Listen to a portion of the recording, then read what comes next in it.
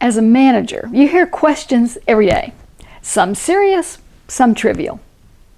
What do you hear about the merger plans? Is our budget being cut? Can we get an extension on the deadline? Are we going to have to work over the weekend? But the one question that you have to answer correctly every single time is this: what are you working on? And it's particularly critical that you get the answer right when responding to your boss.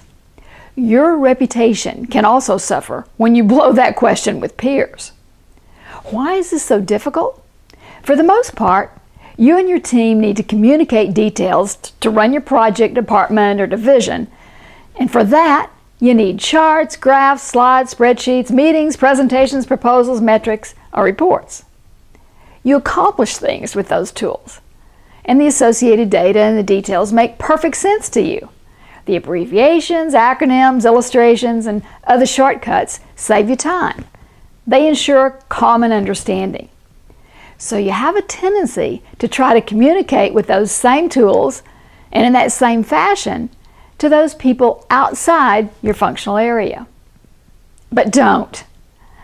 That jargon, those communication tools, and that level of detail won't make sense to people on the outside. They'll likely conclude that you don't know how to synthesize, summarize, and interpret how your work contributes to the big picture. Now, granted, habits are difficult to break, but they can hinder communication and halt your career growth. So how should you answer that one question? Put aside your complicated tools. Forget how much effort you put into digging out those details. Time spent does not equal value created. Instead, focus on these few things to answer that big question. Part 1, we're working on solving X problem. Part 2, here's why it matters to the organization. Part 3, here are the outcomes we're working toward. Part 4, this is optional, depending on who asked the question.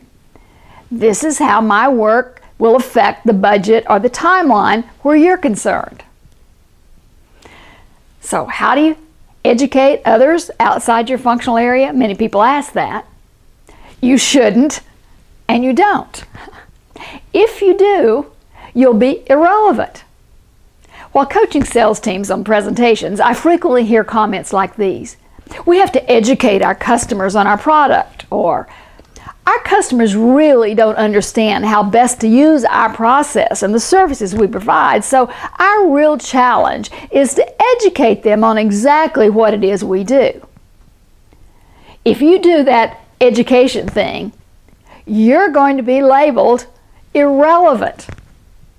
As I put it to salespeople, that's like saying, we need smarter customers. Very few customers are going to agree with you on that. Ditto with internal customers. They don't want to be educated about what you're doing. They want you to be educated about what they're doing, and then translate what you're doing for them. So what's your real job as a manager? Always be translating. So what that means for you, for the organization, for our customers, is blah, blah, blah. That's relevance. That's your real key responsibility as a leader. Sift through and analyze the details, the data, the metrics that you need for your functional role, and then draw some conclusions. But never pass on the raw details. Your real job as a manager is to communicate clearly an answer to this one question. What are you working on? And make them care.